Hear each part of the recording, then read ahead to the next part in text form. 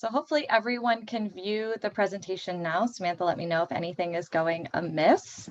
So this is where does all the field work go? I think that most of the folks that are watching this today are at least more familiar maybe with the archaeology side than of the museum side of things. So that would be interesting to take you through the process of the curatorial side of things. What does it look like for me when archaeologists come back from the field, and where does all of the work that they've been doing go from my perspective, as well as what does it take to care for all of those collections and make them accessible to the public?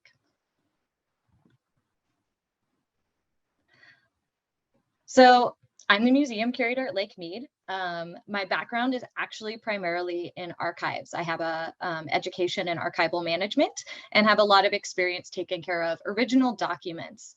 That is where my expertise lies. But in the Park Service, we typically have one curator to rule them all, as I frequently put it. So one individual who's looking over all collections ranging from biology, paleontology, archaeology, also including archives. And so typically you're a bit of an expert in one of those things, overseeing many of them. So I'm very grateful that we have such a robust archaeology team here at Lake Mead, because our biggest collections are in fact archives and archaeology. So it does help me to have experts right on hand for the other half of collections that are not necessarily my wheelhouse. Museums of the National Park Service. The National Park Service has a variety of museum programs, and there are hundreds across the United States. So all parks generate collections, and how those are cared for will range from site to site and from collecting purview to collecting purview. So we all might have a slightly different scope, and I'll get into that a little more later. But the Lake Mead Museum specifically, we're actually more of a back of house museum. Anything collected within park lands is going to become park property. And that's where a lot of our collections come from, is the research and archaeology that happens in our park. So we don't have a public facing museum at this time, but we do put items on loan so that they can be public facing. And sometimes that can be a little confusing for folks when I tell them I'm a museum curator, because they ask where the public facing museum is, and a lot of it is back of house. But we are open to the public for research of our collections. So we'll go from the field, putting it in context, to the collections and to you. So that'll be sort of our program for today. A little bit of background on myself. I think I gave you this a bit on the last slide, but my background is archival management. So my history is that I have my Master's of Library and Information Sciences in archival management from the University of Denver. I spent a few years as an archivist out at Yosemite National Park before becoming the museum curator here at Lake Mead. I've been here about 2.5 years. During my time, I've assisted many other parks, so I've had the privilege to travel and work with other parks on their collections. At Yosemite, I've had the privilege to travel to Glacier Bay as well as Calapapa, and even recently was the acting curator at Death Valley National Park. So I have had experience working with other parks' collections and been familiar with parks all over the country. I moved to Vegas for this Lake Mead position, so I am not a Vegas local, and it has been a really wonderful time getting to know the desert and all of the amazing archaeology collections that it has to offer. So for a little background of museums of the National Park Service specifically, what do we collect? I got into this a little bit in giving you the overview on the first slide as well, but anything from within park boundaries is legally the property of the federal government. And that means all of the collections that might come out of it or that we might manage within the national park. There's many laws and guidelines that restrict collecting on and sometimes off NPS lands. Those include ARPA, the Archaeological Resource and Protection Act, which you might be familiar with, NEPA, the National Environmental Protection Act. And I also always just love to bring up good leave no trace policies, like take only photographs, leave only footprints. But if you're on National Park Service lands and other federal lands, then frequently these laws are guiding you. And once again, often those laws are guiding you even in other public lands as well. Those are some of the things that restrict collecting on park lands. What do we collect? So as much as everything that comes out of park lands might be park property, that doesn't necessarily mean that it's going to come into the museum collections. And what we collect is restricted by something called a scope of collection statements. All museums, not just the National Park Service, have a scope of collection statements, or the acronym is SOCS, which is also really fun because when I tell my colleagues I'm working on my socks, they think I've gotten very into knitting. But just because something belongs to the park doesn't mean it's fitting for the museum. It's best practice for repositories to try not to have an overlapping SOCS is one of the principles, which means that we don't want to be collecting the exact same things as a neighboring museum. We want to make sure that we are specializing in what our scope is, not only so we don't intrude on the collecting purview of another institution, but also so it's easy for researchers to understand where to go to get what material. So that's one of the limiting boundaries of a SOCS. Another thing we look for is the relevance to the park collecting scope, the object context, object condition, etc. when it comes to reviewing collections. For Lake Mead, often this means that we are specifically interested in history that occurred within park boundaries, even if it's pre the context of the park being established itself. And maybe we have different historical periods that we're most focused on collecting. Archives have specific rules for determining if a document is permanent, which needs to be crosswalked within the SOC. So we'll get more into archives collecting later because it can be a little different than museum collecting. So we have multiple types of collections. I got a little into this earlier as well. So we call them archives, natural history, and cultural resources. Archives is under cultural resources, but they're a bit of their own animal. Natural history includes the biology and paleontology collections, and cultural resources includes archaeology, history, and archaeology and history are divided by archaeology being pre-contact and history being post-contact, so more colonial historical artifacts. Art and archives. And I've got a couple of photos for you. I tried to make sure that there are pictures of our collections on many of the slides. So right now you are looking at a bighorn mandible, which is part of our museum collections. This would be considered a biology collection. And we also have ceramic beads on display. These are part of our archaeology collections. These are pre-contact beads.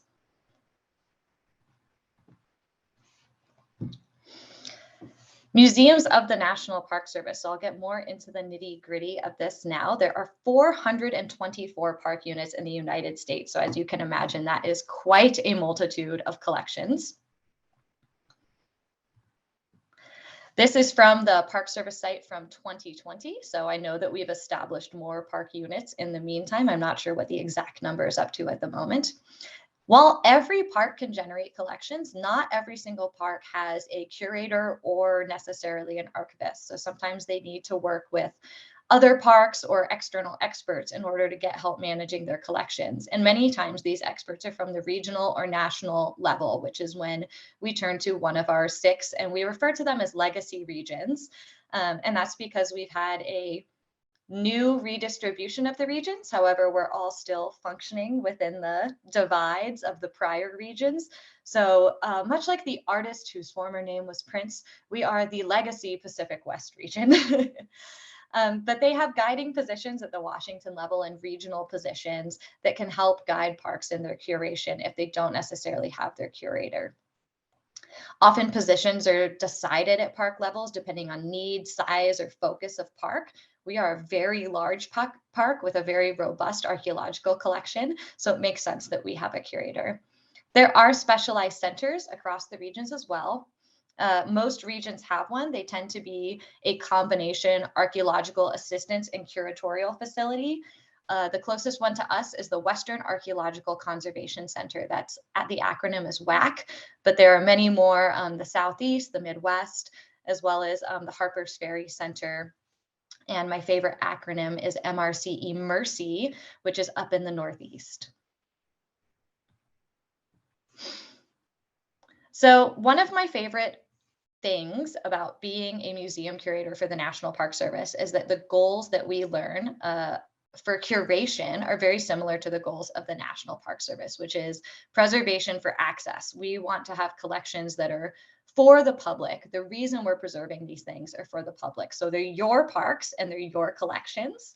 If you didn't know, you can reach out to a curator at almost any park and ask for a research accommodation and be able to do research in the archives or with their collections. They are public property and they are yours to ask to access. So I have provided a link here, which is the link to the larger NPS museum page. This is for the entire Park Service, not necessarily for Lake Mead. I'll talk more about Lake Mead specifically later, but this will help you get to know some of the other park collections if you would like to.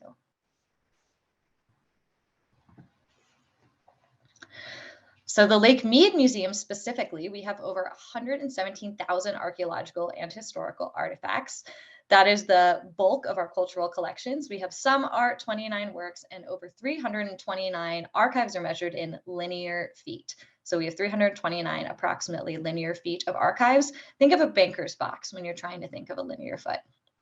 For natural, almost 15,000 biological specimens, 2,000 paleontological, and over 800 geological. So we do have robust natural history collections as well.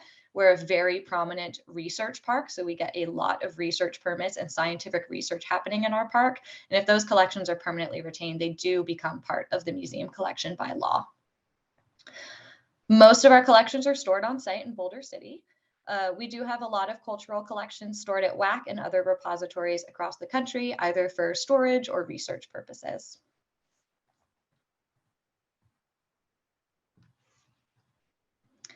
So our organization, in the great org chart of the park, we are under resource management. So all of the science folks hang out together. Cultural and natural resources are all under one division. Within cultural, there is the archaeology half of things and the museum half of things. So I am literally right across the hall from archaeology. And like I said before, that can be enormously beneficial to me when it comes to understanding our archaeology collections. I'm also very close to the natural resource building, so I get to bug them about our biology and paleontology collections a lot as well. Staffing for the museum, we do only have one permanent museum position, and it's me, but we do have technicians and volunteers as well. So we have contract techs at the moment, a museum and archives tech, as well as a rotating volunteer, just depending on space and availability. So we do get other help with our program as well.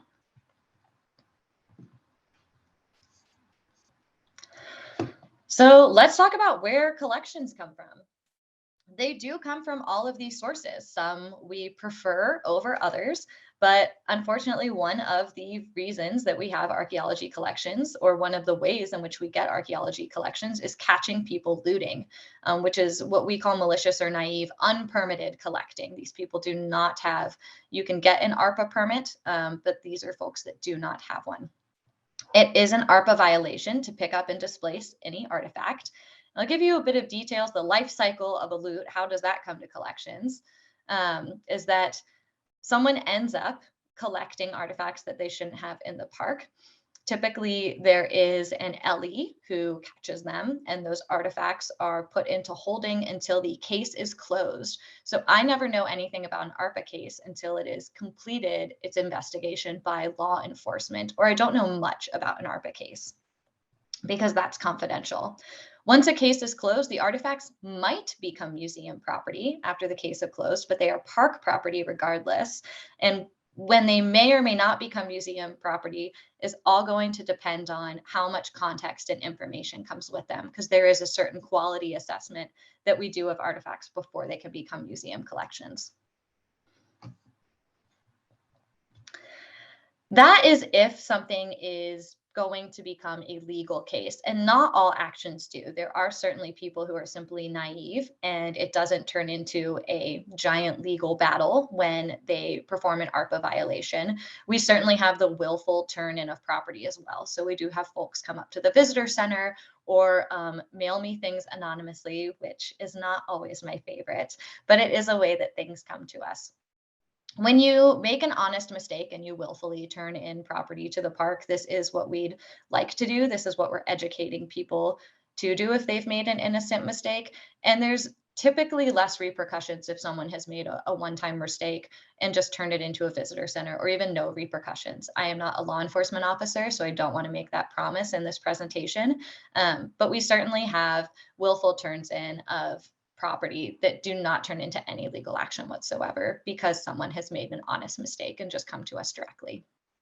But it goes through the same process, still needs to go through review before it can become park collections.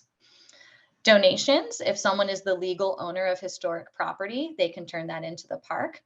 I will say donations are only going to apply to legally owned historic property. So if something has been illegally collected, and almost all archaeological artifacts, if they have been collected within the boundaries of the park, once again, are an ARPA violation, then they are not legally owned property. They're not considered a donation. What is considered a donation is something that maybe legally belongs to a family that is related to the history of the park. And that's what the image that you're seeing right now is. This was a donation, and it's the camera and case from Oscar R. Yeager's trip down the Colorado River, which produced the first motion pictures through the Grand Canyon. So this was donated by his family, and now we have it in park collections. This was never sitting on park property and part of park collections. So that's one way that things might legally become park collections that have nothing to do with necessarily collecting within the park. You can get an ARPA permit. Typically, ARPA permits are restricted to either contractors who are doing work for the National Park Service or bona fide researchers, and you do have to go through an application process to get one. We very, very rarely allow collecting as part of an ARPA permit. It's usually documentation and research, but it is technically possible. It is something that the permits cover.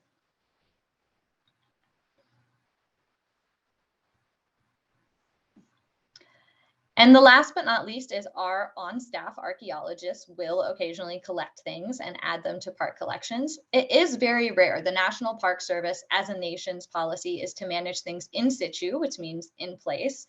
So we do intend to keep archaeology in place as much as possible. So unless there's a project that's going to disrupt an archaeological site and the only mitigation is to document it ahead of time, or if we, for some reason, see something that we think is going to be impacted or displaced, if it is not collected, for the most part, we leave things in situ and we do not collect, but it does happen.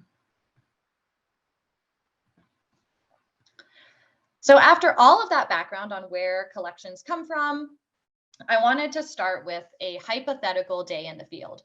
So we're going to spend a day in the field. And as I talk you through a typical day in the life of a park archaeologist, think about everything I've listed and make a list of everything that you think might end up in the museum and archives. And at the end of this storytelling exercise, I'll let you tell me what's going to come to the museum, and then we'll go through the process of reviewing it and making it a part of collections. So day one, you're getting ready. You're going into the field. You're going to relocate some known sites at Lake Mead and conduct condition assessments to see how they are doing. The day before you leave, you send an operations plan to dispatch. You download all of your GPS data onto your device. You print off copies of the last condition assessments conducted for comparison, and you pack all of your gear, including field notebooks, pencil, a blank site assessment, forms, a camera, a photo log, your GPS, and lots of water and snacks. The next day is field day. You load your crew into the car and get ready to commute out to your site for the day. You call dispatch on the way out so they know where you're going and when you should return. They confirm they received your operations plan yesterday and you are good to go. You drive out to the Hemingway launch ramp where you meet the certified boat operator who will be helping you get to your site today. You usually love getting out on the lake, but today it is cold. This is an actual picture of some of our techs in a boat. As you huddle against the winds, you snap a photo of your teammates weathering the wind. After the boat finds the shoreline nearest your GPS of the site for today, you disembark to go find the site. After hiking in 2 miles, you find it using your GPS and archaeological savvy. You go through the site and document its current appearance and condition using the previously blank site assessment forms, always comparing the current state of the site to the prior condition assessment forms.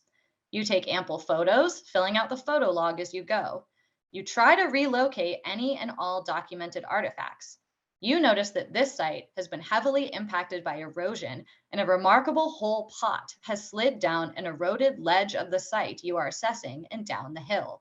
It is now very close to an unapproved but clearly frequently tracked and heavily used OHV track. You decide the risk is too high that this pot will be looted or run over in its current location, and also the risk is too high that it will fall back down the hill if placed back in its original heavily eroded location.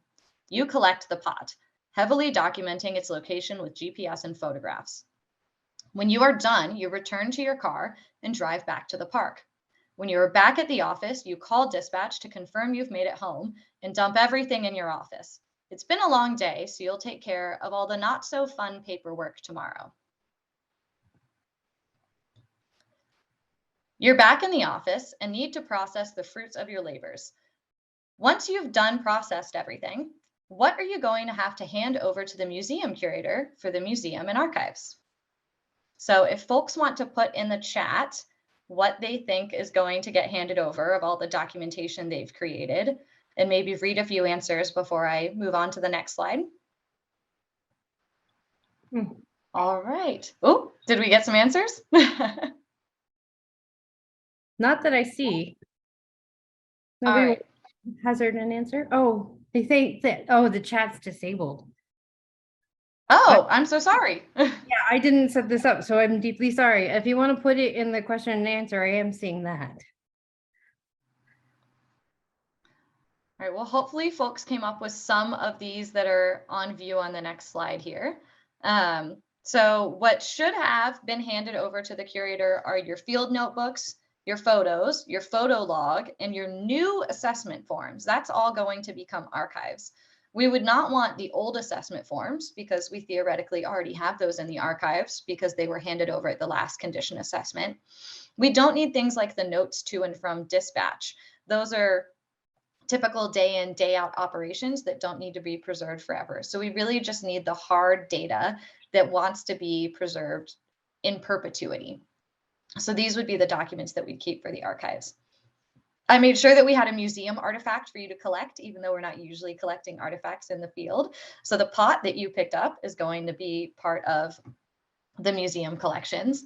And it's very important that, oh, sorry. We did have somebody who pointed that out as well. So Great. I just thought it, Great. Good.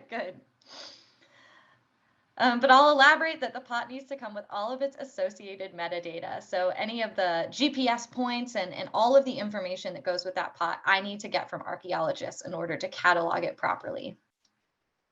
So thank you everyone for coming on that journey. And hopefully we got some of these answers to match up. So now that we're back at collections, you have things that become automatic collections and things that become collections for review. Very few collections automatically become part of the Park Museum collections, and the things that do are permitted collections. They're permanently retained collections generated through ARPA permits or scientific research permits, or objects collected by park staff under an agreed upon collecting plan. Resource management records are also automatic collections. They're permanent federal records of enduring value to the park, which guide resource management decisions and are not transferred to the National Archives. So some federal records are. Park projects will have a pre-approved collections plan, and that is another one that's going to automatically become museum collections. But most collections are going to go through a review process. So donations, things that were the product of an ARPA violation, collections made outside of any of the things described above, outside of permitted activities, are always going to have to go through a review process. So the images you're seeing here are a picture of a scientific research and collecting permit. So this is the type of document that someone would need to have in order to be collecting in the park, and that would generate automatic collections for the museum. So collections needing review undergo a full review by a collections advisory committee, and then those decisions need superintendent approval. The Collections Advisory Committee, or CAC, ensures the museum is not over collecting and that all items fit into the park's scope of collections statement. We go through the same process for deaccessions, or things that are going to be removed from the museum collection. They have to go through expert review and superintendent approval, which ensures parks are not unethically removing museum collections. Lake Mead has a combined CAC between Lake Mead, Parashant, and Tule Springs. So we have experts from each of the three parks all on one CAC, and we review each other's collections, which makes for a great diverse panel. And this is a form that we use during the CAC review process. So you can see some of the criteria that we're looking for when we're thinking about whether or not an object is going to make it into collections. So things are accessioned before they are cataloged. And what does that mean? An accession number documents the provenance of a collection. It places objects in museum custody and establishes ownership and accountability. So if you're out in the field and you produce a large quantity of collections, all of those collections from that same field project are going to go under the same accession number, but they might all get an individual catalog number. And I'll get into that in more detail too. Accession number documents provenance, not provenience. And provenance and provenience are a little bit different. Provenance is typically more of a museum and archives term. It's the origin or source of something in terms of custody or ownership. So who it came from and truly how many different people have owned it over time. So if something has belonged to 2 different museums and now is getting donated to me, or the camera that was belonging to a family in between what it was used for and myself, the accession number is documenting the fact that I got it from that family, not necessarily the exact location where it was used or where it may have been found if it was an archaeological artifact. But provenience is an archaeological term, and it's the precise GPS location where something was found or site where something was found. Once again, including collections pictures in these slides, this is a bird pendant that we have in our collections. It is a pre-contact archaeological item.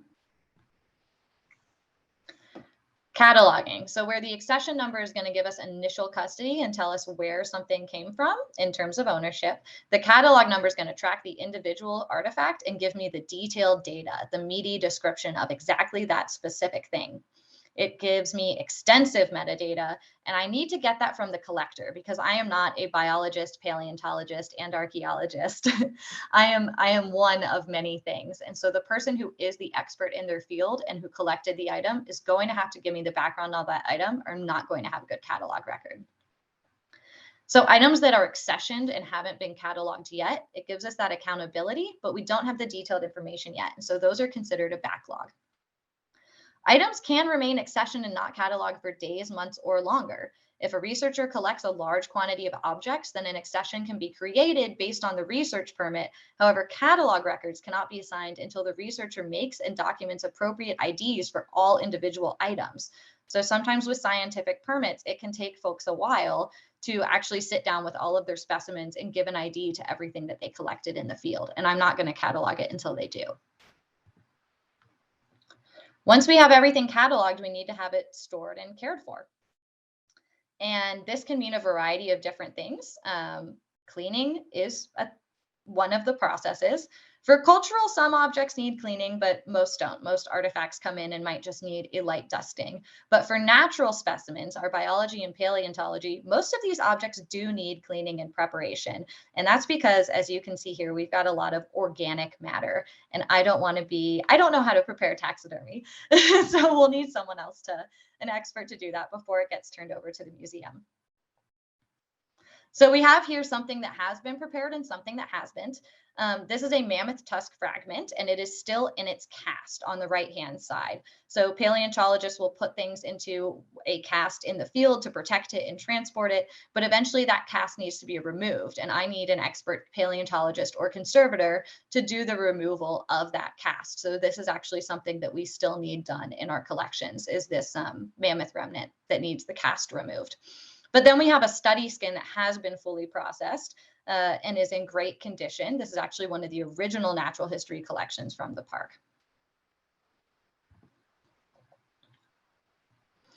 Once things are cleaned and housed, we can care for them in secure archival grade containers in a decent climate with good physical security. Frequently, things need to be in multiple layers of protection. So boxes inside of cabinets are more stable than something that's loose on a shelf. We monitor climate with climate controllers and readers, often called data loggers, but we do climate control. We don't have humidity control in our collections because it's not as necessary here, but often you'll see that as well. Physical, Literal, such as earthquakes, is a physical protection we need to ward against, and human, such as thieves. So our security and fire systems need to be tested regularly and maintained. We have an active emergency operations plan, an ongoing pest management plan. So all of these things are part of the ongoing care of collections once they're sitting on a shelf. It's not a passive task. And this is a picture of some of our archives as they are properly stored. This is a fully processed and properly stored collection in their archival containers. And then we make them available to you. So we do that in whatever ways possible. Like I said, we don't have a public facing museum right now, but perhaps one day we'll have an exhibit that you can come see at the park.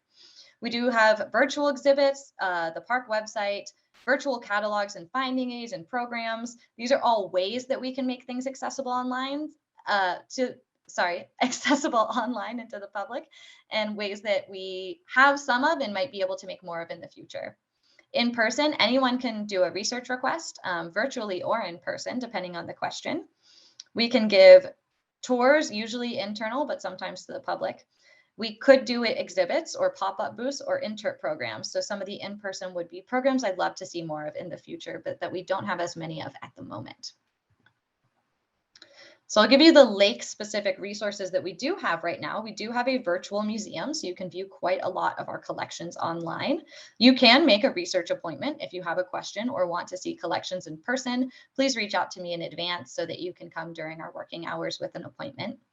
You can reach out to the Lake Cultural email, which goes to myself and the archaeology team with any sorts of questions about sites or the museum, or you've noticed something in the park. And we are about to relaunch our cultural website. So we have multiple archival finding aids that will be made available online, as well as this same information on making research and appointments available to the public, and more links to finding aids and other resources as they come along. So as we develop more, our website will continue to grow. So that is what I have for you today. Thank you for listening to me and to this presentation about how things become museum collections. And I will go ahead and open us up for a Q&A. Okay, so our first question is from Michelle Burkett, and she was asking, as Lake Mead recedes, there have been some notable things that have surfaced. What has surfaced that is notable in an archaeological sense, or anything pre-context? Yes, quite a lot. So pre-contact. Pre-contact, yes, thank you. No, we most of our archaeological sites and most of our most prominent archaeological sites were inundated when the dam was initially built. So as water levels have receded, a number of archaeological sites have come back to the surface, and we anticipate will probably permanently be back on the surface now. So we monitor those where, of course, we didn't when they were below the water. And we do see artifacts from those sites as well. As I stated before, we don't typically collect new things from sites, but I will say one of the sites that has some more recent collections from post inundation was the St. Thomas site, because there were collections when it was going to be interpreted. So that is an archaeological site that did resurface, that's on our park maps and is an interpreted site. Okay. How often do you remove artifacts from your collections, and where do they go? Oh, clarify, remove from collections, like remove from the museum or remove from the park? I would think that he's asking about your museum. I know that I've gotten through the stewardship program I've gotten ARPA stuff previously from one of your predecessors. Okay. So we very rarely, I would say, remove things from the museum collection. We do have a lot of the museum collection on loan to other institutions, and that's typically for better collections care than we are able to give on site. One of those instances is we have nitrates on storage somewhere else that has a giant vault freezer, which is something we don't have. So that's one instance. Or we have tree rings on storage somewhere that, once again, just has a warehouse of giant freezers, which is where those should be stored, something we don't have. We deaccession things only if they are outside of the scope of collection statement, and so probably shouldn't have been accessioned in the first place. And that's what the scope of collection statement is for, is to hold us accountable, and also what the CAC is for, is to hold us accountable. So we do not get rid of federal property that is valuable in museum property. Another reason that we would deaccession things is if they are subject to NAGPRA. So the Native American Graves Protection and Repatriation Act is a law that we need to abide by. And that's a big reason why we might have things in collections that would go somewhere else, is that we are repatriating them back to the tribes. Okay. Yeah, the what we got was rocks, basically. And I can't cite that specific example because I don't remember it. Yeah. That's okay. So I'm just letting you know in case you're wondering, wait, what did they give the stewardship program? It was rocks. So it was not something that was, yeah, it wasn't. No, of course. And return to rightful owner is one of those as well. So sometimes we think something is federal property and it isn't, and a family turns up, or the land boundary, so the land agency adjacent to us that is not us, says, hey, that came from our side of the pond and not yours. And then we might be doing a return to rightful owner. So there are a couple other reasons why something might go back as well. So the next question, what info do you have on Sullivan Turquoise Mine original site now across the road from the Hoover Dam Hotel and Casino? Good question. I might have something in the archives about that, and you should email that Lake Cultural email that question if you would like me to dig into it for you. I frequently don't know the answer to history questions off the top of my head because our history is so deep, and I have been at the park. I know 2.5 years seems like a long time, but I haven't been able to wrap my head around everything. But you're welcome to ask research questions to that email, and I'll do a deeper dive into our archives. I can do up to an hour of research remotely, is typically our policy for questions by email, but I am happy to accommodate researchers in person to dig into questions like that too, if it's not something that we can find in an hour or less. Okay. Any other questions that anybody has?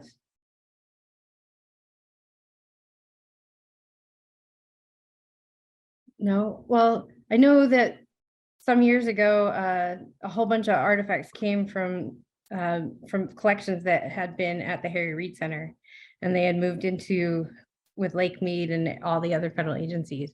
Have you guys? Do you know if those have been an accession? And Harry Reid Center at UNLV, right? Yep. Yes. That move was for NAGPRA repatriation.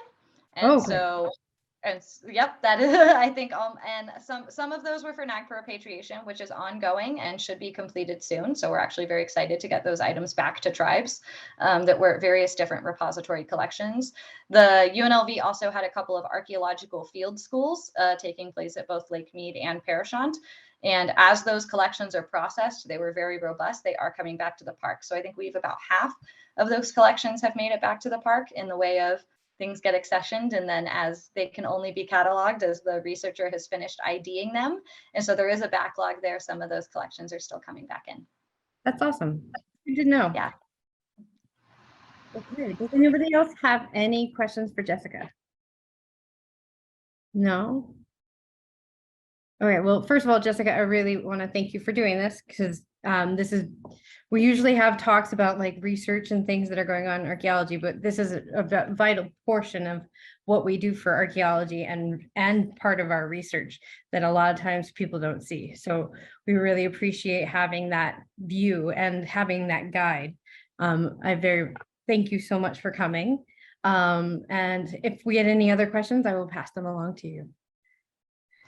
That sounds great. Thanks, Samantha. And thanks to everyone who came today. I know, like you said, that this topic was a little off the usual course. So I was excited to see so many people interested in hearing about the museum half of collections.